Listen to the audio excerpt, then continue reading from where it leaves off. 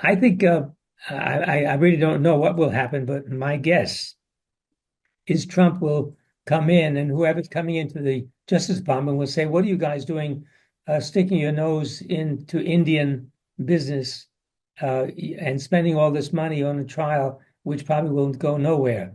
So there's a good chance that the Justice Department will move away from uh, the Adani trial, and I believe that. Uh, there'll be another implications where the Justice Department will be reorganized in America and will be doing less and less uh, involved in the overseas situation and more with the domestic situation.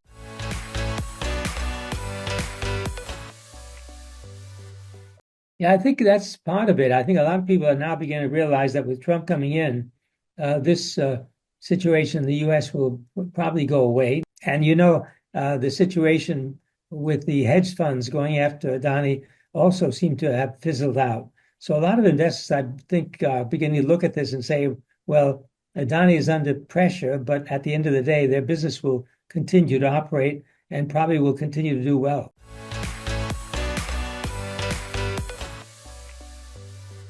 Well, a lot of this situation, particularly with the U.S. State Department and the Justice Department, have been politics, involved with politics. And particularly the accusations against Trump were very politically motivated. And that goes for other accusations and attempts by the Justice Department to bring people to just so-called justice. So I think that's going to be fading away under the Trump administration.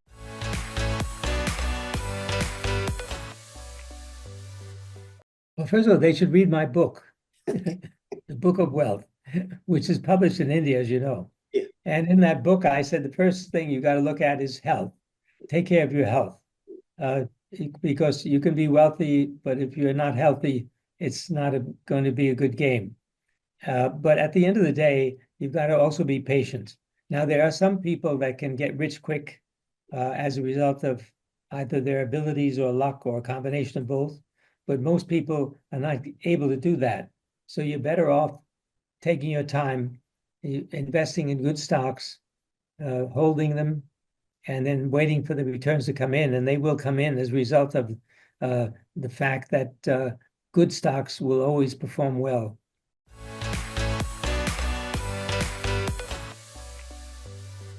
Well, the growth in India will continue. There's no question about that. We're going to see an incredible uh, renaissance of India, and the impact of India globally will be greater and greater as we go forward, simply because with 1.2 billion people, with a huge consumer population, with a huge production capacity, India will make its mark globally and will equal and maybe even surpass China in the future. So the future is very bright for India, very bright.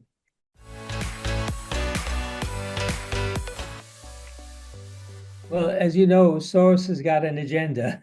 And he's got the agenda to so-called move countries towards a more democratic framework in his own vision. And some of this has gone a little bit too far, in my view.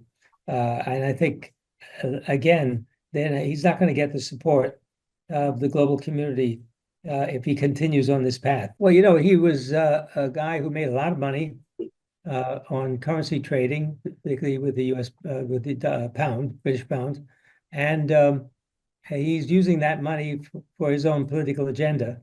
And of course, a lot of that has now been pretty much destroyed as a result of recent election in the U.S. The whole woke culture, the whole far left liberal culture is now being destroyed as a result of what happened with the election. So Soros's positions will be weakened considerably.